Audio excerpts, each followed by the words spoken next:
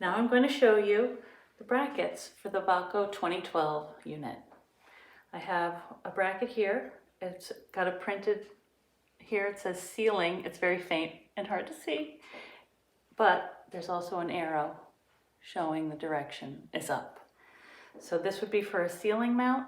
You'd go through here, or a wall mount through here. So you'd install this on your wall and click it in place. Another ceiling mount bracket we have here is a swing arm bracket. It's like a coin. So there's pivots. These little parts go and fit into this track. And it just swings like this. Now if you needed to use an L bracket, if this was attached to a dustboard, you might have to use a washer between this and your board so you could slide an L bracket underneath.